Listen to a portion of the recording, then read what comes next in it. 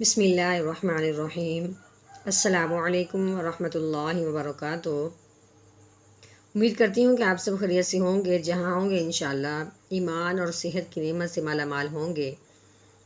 تو آج ہماری تختی نمبر 8 شروع ہو رہی ہے۔ پیچھے ہم نے پڑھی تھی حرکت والی تختی جس میں زبر زیر پیش تھی، پھر آگے ہم نے پڑھی تنوین والی، اس میں 2 زبر 2 زیر 2 پیش تھی، پھر اس کے بعد ہم نے الٹا پیش والی کھڑی زبر کھڑی زیر کھڑی الٹا پیش والی تختی پڑھی، اس کے بعد ہم نے مد اور لین والی تختی پڑھی جو ابھی ہماری مکمل ہوئی ہے۔ تو اب بات کا بتانے کا مطلب یہ ہے کہ وہ جو ہم نے علیحدہ علیحدہ تختیاں پڑھی تھی نا، اب اس تختی میں وہ سارا کچھ جمع ہو جائے گا۔ اس میں کھڑی زبر بھی آئے گی، حرکت بھی آئے گی، یعنی ایک زبر ایک زیر ایک پیش والی، اور تنوین یعنی 2 زبر 2 زیر 2 پیش والی تو بات بھی اس میں آئے گی، اور مد اور لین والی جو ہم نے باتیں پیچھے پڑھی تھی وہ ساری اس کے اندر ایک تختی کے اندر جمع ہوں گی، یعنی کہ جو ہم نے علیحدہ علیحدہ پڑھی ہے نا، اب وہ ساری ہم نے ایک ساتھ ہی ایک تختی کے اندر پڑھیں گے۔ چلیں یعنی اس میں انشاءاللہ باتیں بہت بتانے والی، بہت زیادہ سمجھنے والی ہیں، تو آپ لوگ دھیان اور غور و فکر سے سمجھنا، انشاءاللہ بہت فائدہ ہوگا۔ تو اب ہم شروع کرتے ہیں اپنی دعاؤں کے ذریعے سے اور دروشی پڑھتے ہیں۔ اللہم صلی علی سیدنا و مولانا محمد وعلی آل سیدنا و مولانا محمد وبارک وسلم۔ رب اشرح لی صدری ویسر لی امری واحلل عقدۃ من لسانی یفقہوا قولی۔ رب زدنا علما، رب زدنا علما، رب زدنا علما۔ ہاں جی، پیچھے ہم نے کہا تھا کہ جہاں کھڑی زبر آتی ہے تو اس حرف کو ایک الف کے برابر لمبا کرتے ہیں، ٹھیک ہے، اس کو زیادہ لمبا نہیں کرنا، صرف ایک الف کے برابر۔ اور جس پہ زبر زیر پیش آئے اس حرف کو ہم نے کیا کہا تھا، یعنی کہ وہ زبر زیر پیش کو حرکت کہتے ہیں، تو اس کو نہ کھینچنا، اس میں کوئی ایسا مسئلہ ہے ہی نہیں۔ چلیں جی، حمزہ کھڑی زبر آ، کیسے؟ حمزہ کھڑی زبر آ، میم زبر ما، آما، نون زبر نا، آمنا، حمزہ کھڑی زبر آ، واو کھڑی زبر وا، آوا، حمزہ کھڑی زبر آ، نون زیرنی، آنی، یا زبر یا، آنیا۔ ہاں جی، یہاں بھی ہم نے غنّے کا خیال ضرور رکھنا ہے، جو پیچھے ہم غنّے کی پریکٹس کرتے آئے ہیں، سیکھتے آئے ہیں، آگے بھی ہمیں تاکہ پڑھنا وہ آسان لگے۔ یہاں تا کے نیچے تنوین آ گئی، یہ گول تا ہے، تا کے نیچے تنوین ہے، آگے ہم نے دیکھا کہ آگے حمزہ حروف ہلکی میں سے ہے، اس لیے ہم نے تنوین پہ غنّہ اب نہیں کرنا۔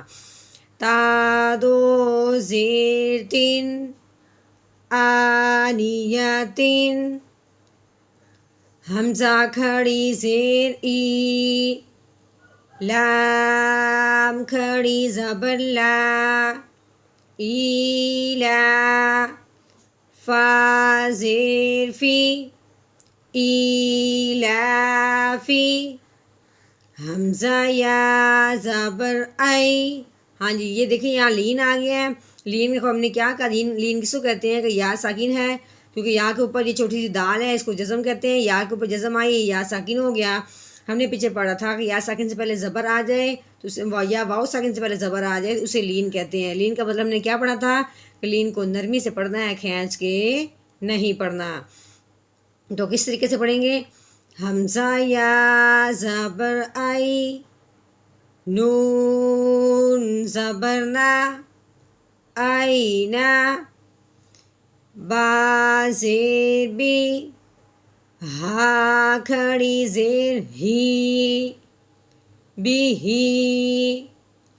ہاں جی، یہاں جو ہے نا بات کو بہت اچھی طریقے سے سمجھنے والی ہے، اب آپ نے بات کو یہاں سمجھنا ہے۔ تو حروف مدہ، حروف مدہ ہم نے کس کو کہا تھا کہ الف واو یا جو ہیں یہ حروف مدہ ہیں، ٹھیک ہے، یہ ہم نے پیچھے پڑھا تھا۔ تو لیکن وہ یہ حروف مدہ کو یعنی مد کی طرح یعنی تھوڑا سا لمبا کب کرنا ہے وہ ہم نے پڑھا تھا کہ الف سے پہلے اگر زبر آ جائے اور واو ساکن سے پہلے پیش آ جائے یا ساکن سے پہلے زیر آ جائے تو اس کو ہم نے کہا تھا کہ یہ حروف مدہ ہوں گے، اس کو کھینچ کے پڑھیں گے۔ لیکن جب حروف اگر بات آگے بڑھ گئی کہ حروف مدہ تو ہے کہ الف سے پہلے زبر آ گئی ہے، الف سے پہلے زبر آ جائے، لیکن اس کے اوپر یعنی یہ جو آگے حمزہ ہے، حروف مدہ کے بعد اگر حمزہ آ جائے اسی کلمہ میں، یہ دیکھیں یہ بات جو ہے یہ اسی ایک کلمہ کی بات ہے اور یہ اسی کلمہ میں ہی حمزہ آ گیا ہے، ٹھیک ہے۔ اگر حروف مدہ کے بعد حمزہ آ جائے اسی کلمہ میں تو اسے مد متصل کہتے ہیں۔ یہ دیکھو مد بھی لگی ہوئی ہے، پیچھے ہم نے پڑھا تھا اس کا نام ہے مد، تو یہ جو ہے اس کو مد متصل کہتے ہیں۔ اب اس کو ہم نے کیا کرنا ہے، اگر اس کے یعنی حروف مدہ کے ساتھ اسی کلمہ میں حمزہ آ جائے تو اس مد کو 4 الف کے برابر لمبا کرتے ہیں، ٹھیک ہے۔ 4 الف یعنی کہ ہم نے جتنے ہم نے 1 الف کے برابر اس کو لمبا کیا ہے نا، اتنا اب ہم نے اس کو 4 الف کے برابر لمبا کرنا ہے۔ کیوں؟ کیونکہ حروف مدہ کے ساتھ یہ حمزہ آ گیا ہے۔ اگر یہ لہرا ہوتا یعنی اسی کلمہ میں نہیں ہے بلکہ دوسرے کلمے میں جاتا ہے تو پھر وہ مد منفصل ہو جاتی، یعنی ان کے آپس میں کیا ہو گیا، فاصلہ ہو گیا۔ یہ ہم یعنی وائٹ بورڈ پہ بھی سمجھتے ہیں تاکہ ہمیں مزید اچھی طریقے سے سمجھ آ جائے۔ چلیں آئیں،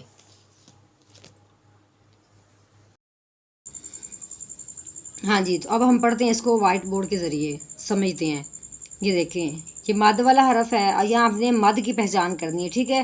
مد کیا ہے، اس مد کا کیا نام ہے، اس کو کتنا سا ہم نے لمبا کرنا ہے، اس لمبا کرنے کی وجہ کیا بنی ہے، ٹھیک ہے۔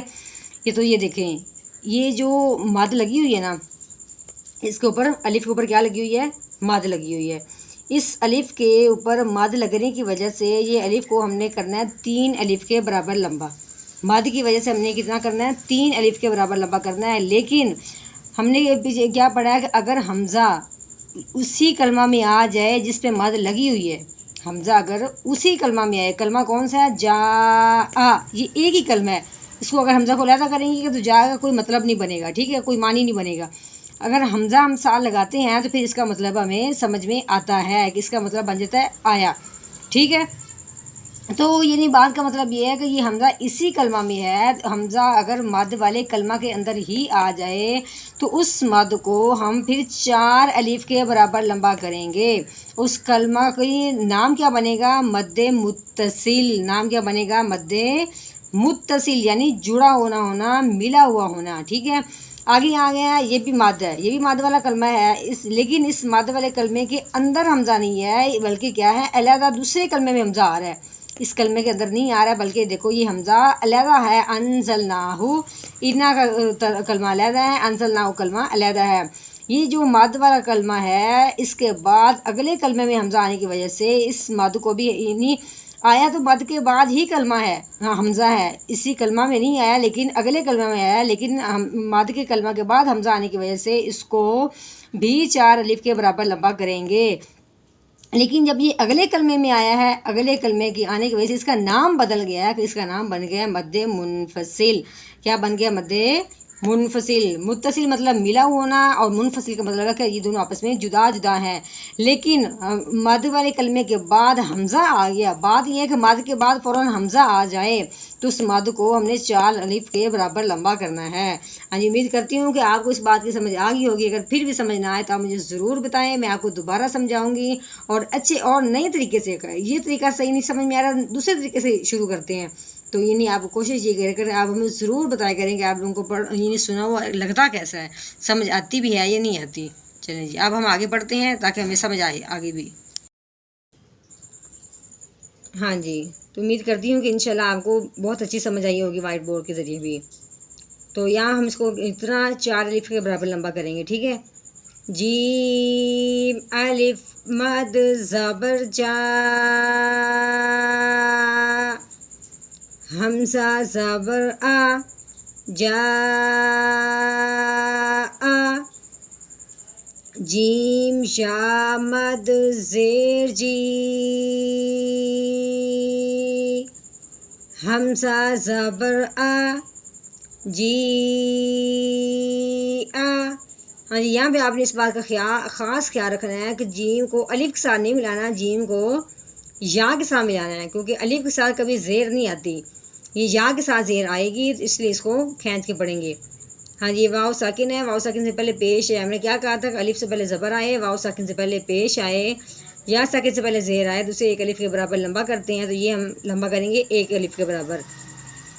جیم واو پیش جو. ہاں جی، عین کے نیچے تنوین ہے، آگے خا اور فعل کی میں سے ہے تو تنوین پہ غنہ نہیں کریں گے. عین دو زیر عین جو عین.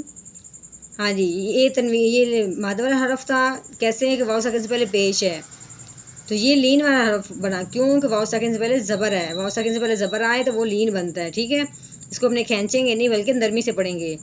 خو واو زبر خو، فا کے نیچے تنوین، آگے پھر خا اور فعل کی میں سے ہے، تنوین پہ غنہ نہیں کریں گے. فا دو زیر فن خو فن. ہاں جی، امید کرتی ہوں کہ انشاءاللہ آج کا سبق آپ کو بہت اچھی طرح سمجھ آ گیا ہوگا. تو یہ دعاؤں میں یاد رکھیں اور میری حوصلہ افزائی ضرور کریں. تو اللہ تعالیٰ آپ لوگوں کو سب کو خوش رکھے، آباد رکھے. مجلس کے آخر کی دعا پڑھتے ہیں. سبحان ربک رب العزت عما یصفون وسلام علی المرسلین والحمد للہ رب العالمین.